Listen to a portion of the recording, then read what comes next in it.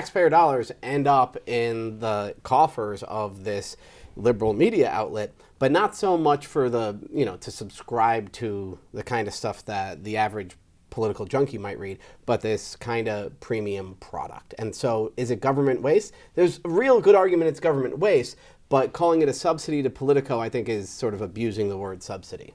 Welcome to The Debrief, where we talk with the Washington Examiner's top journalists about the headlines they're covering and where the story's going next. I'm Sarah Bedford, and I'm here with senior columnist Tim Carney. Tim, there was a big kerfuffle, for lack of a better word, over the... That's the best word. I think so, thank you. Over the discovery of payments that USAID and other federal agencies had made to Politico over the years, totaling over $8 million.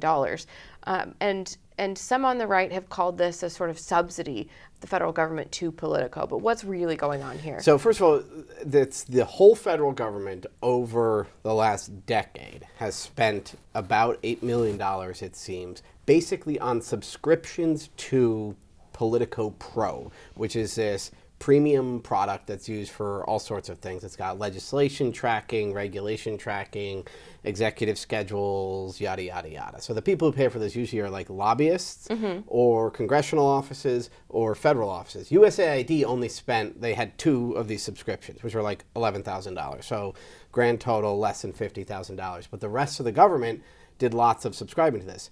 And so it's taxpayer dollars end up in the coffers of this liberal media outlet, but not so much for the, to subscribe to the kind of stuff that the average political junkie might read, but this kind of premium product. And so is it government waste? There's a real good argument it's government waste, but calling it a subsidy to Politico, I think, is sort of abusing the word subsidy. And we were talking earlier about how the publication itself sort of perpetuates the swamp monster blob of lobbyists and regulations and Congress. Tell us more about that. Absolutely. I mean, so here in Washington, D.C., the more regulations there are, the more money comes into D.C. Then there's more lobbying, and so more money comes into D.C. And the lobbyists lobby for handouts and regulations that kill their competitors, and so more money comes into D.C. So I think of D.C. as like this full of these gnats or mosquitoes that are extracting wealth from the broader economy. And some of these swamp publications do exactly that. So Politico, I've written in the past how they attack companies that don't spend enough on lobbying. Oh, Apple had record quarter. Why aren't they lobbying more? Well, Apple then hires more lobbyists who then lobby for more regulations, who then lobby for more subsidies.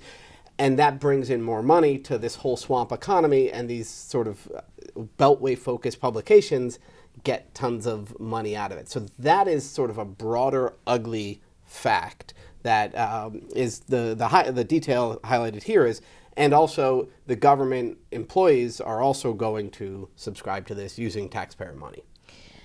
Speaking of subsidies, you pointed out to me that Donald Trump had expressed interest in creating a sovereign wealth fund. So explain what that is and why that's sort of a significant proposal. A sovereign wealth fund is where a government acts like a hedge fund or an investor. And so you might think of one of those petro-states. They own the oil revenues, the money comes in, and more than they can spend in a year, and so they invest in something. I think some of them buy like the soccer teams and that sort of thing. Or maybe they invest in a company that they just think is going to go up to make the country richer. Or maybe they invest in a company so that they have some control over it. Trump proposing this is a little wild because we do not have a budget surplus here. There's no like extra money sitting around to lobby. But also what those petrostates do with that is basically cronyism. It's to increase the influence that the leaders have over industry, which is something that a Republican or conservative shouldn't like.